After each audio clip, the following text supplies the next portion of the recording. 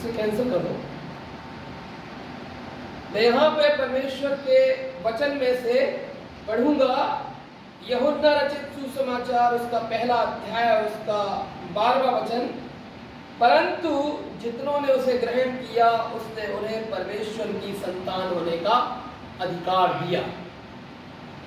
तो यहाँ पे हम एक बात जान पाते हैं कि प्रभु का वचन क्या कह रहा है, परंतु जितनों ने उसे ग्रहण किया। किसे?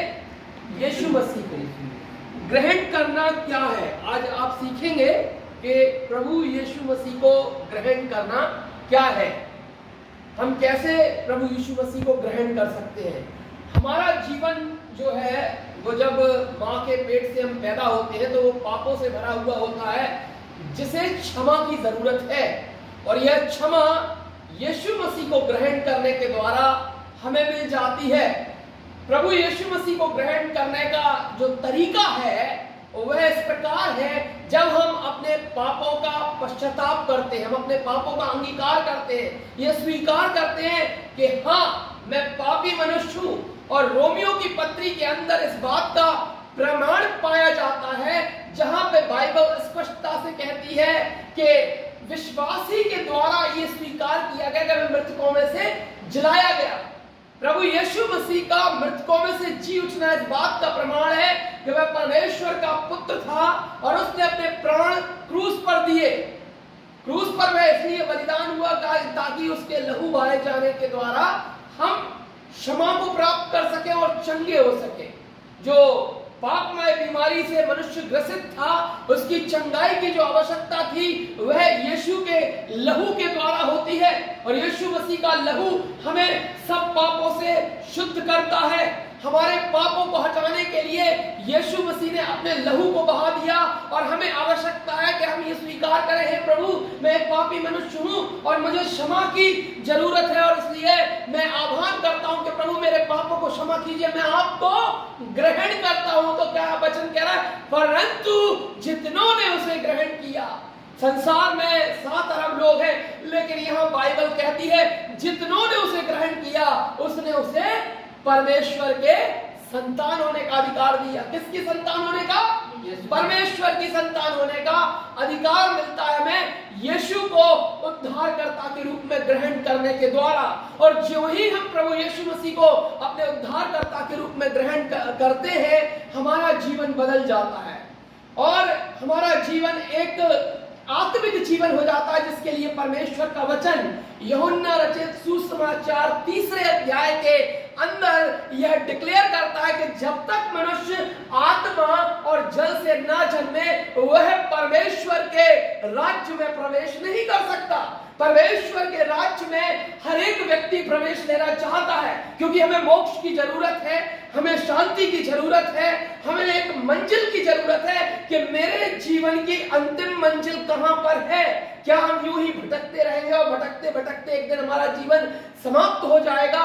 इससे पहले कि हमारा जीवन समाप्त हो हम धन्यवाद के बलिदान चढ़ाते हुए प्रभु को ग्रहण करते हुए कह सकें कि अब मेरा जीवन नाश होने वाला जीवन नहीं है, लेकिन आशीष को प्राप्त करने वाला जीवन है, आशीषमय जीवन है। और मेरे प्रियो, उद्धार पाया हुआ जीवन सिर्फ स्वयं के लिए नहीं वरन अपने माता पिता, अपने परिवार, अपने अन्य घर के सदस्यों के लिए भी आशीष का कारण बनता है, क्योंकि आपके जीवन से एक प्रकाश निकलता है जो यीशु की ज्योति है, और यीशु की वो ज्योति जब दूसरों के ऊपर आती है तो वह व्यक्ति भी अंधकार से बाहर आ जाता है और उसका भी अंधकार टूट सकता है। लेकिन आवश्यकता है कि हम उसे अपने उद्धारकर्ता के रूप में ग्रहण कर लें, क्योंकि हमारा प्रभु यीशु मसीह को अपने उद्धारकर्ता के रूप में ग्रहण करना ही उसको स्वीकार करने का अर्थ यह है कि हमने प्रभु को मान लिया। प्रभु यीशु मसीह को मानने का अर्थ यह नहीं है कि हम किसी प्रकार से अपने परिधान बदल लें या किसी प्रकार से हम अपना नाम परिवर्तन कर लें। जैसे मेरे नाम को लेकर अक्सर लोग कहते रहते हैं कि आप गोस्वामी हो फिर आप क्रिश्चियन कैसे हो सकते हो, लेकिन यही सबसे बड़ी गवाही है कि मैं गोस्वामी होने के बाद भी ये कह रहा हूं कि यीशु मसीह सच्चा परमेश्वर है, वह मेरे जीवन को बदलता है। उसने मेरे जीवन पर अनुग्रह किया, मुझ पर दया की। अनुग्रह की मैं आपको परिभाषा बताना चाहता हूं। अनुग्रह और दया ये दोनों अलग अलग चीजें हैं, अनुग्रह मीन्स ग्रेस और दया मीन्स मर्सी। दया हम किसी व्यक्ति पर कर सकते हैं, हम कर सकते हैं कि हाँ दया, लेकिन अनुग्रह हर व्यक्ति नहीं कर सकता। अनुग्रह वही कर सकता है जिसके पास अनुग्रह करने का अधिकार हो, क्योंकि अनुग्रह की जो परिभाषा है, जब हम पढ़ते थे, पढ़ाई करते थे, तो अनुग्रह का जो इंग्लिश है वो ग्रेस है। तो ग्रेस मार्क्स मिला करते थे, और ग्रेस मार्क्स कब मिलते थे? जब कोई व्यक्ति 2-3 नंबर से 5 नंबर से फेल हो रहा होता था, तो टीचर उसे 5 नंबर का ग्रेस देकर पास कर देता था, क्योंकि टीचर को ये अधिकार है, प्रभु यीशु मसीह को अधिकार है कि पापों से हमारे जीवन को बचा ले, उसे अनुग्रह देने का अधिकार है, क्योंकि वो पापों का क्षमादाता है, क्षमा करने वाला है। ये अधिकार प्रभु यीशु मसीह के पास है, और इस अनुग्रह के सिंहासन के सामने आने के लिए यू आर इनवाइटेड, आप आमंत्रित हैं। और इस आमंत्रण में इस जीवन को प्राप्त करने के बाद आपका जीवन हर परिस्थिति में धन्यवाद से भरा होना चाहिए, क्योंकि हमको कहता है खुदा के लोगों कि चाहे मेरी दाखलताओं में दाखे लगे ना लगे, मेरे अंजीर के वृक्षों में फल आए ना आए, लेकिन फिर भी मैं धन्यवाद करता रहूंगा, आनंदित और मगन रहूंगा।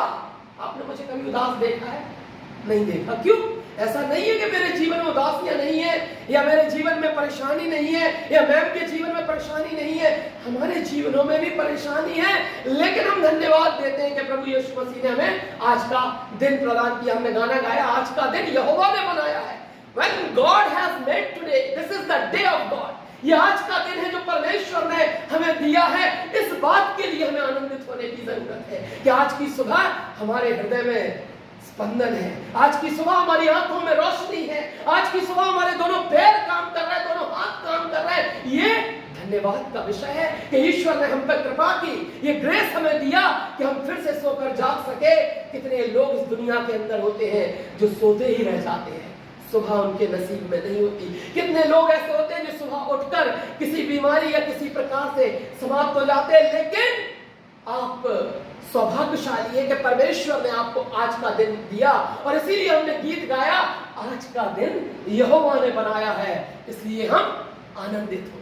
हमें आनंदित होने की जरूरत है, क्योंकि आज का दिन, आज के दिन में हमारे पास जीवन है, और हम इसलिए ज्यादा आनंदित है क्योंकि हमारे पास यीशु है। और यीशु हमसे ये कहता है कि देखो जगत के अंत तक सदैव में तुम्हारे साथ हूं। आइए हम प्रार्थना करें और ये विश्वास करें कि प्रभु आपके साथ है। हमारे जीवित परमेश्वर अनुग्रहकारी पिता प्रभु, हम आपका धन्यवाद देते हैं आज के इस मुबारक दिन के लिए, और शुक्र करते हैं प्रभु कि आपने ये अद्भुत समय दिया कि आज हम प्रभु जी फिर से प्रार्थना में आ सके, आराधना में आ सके।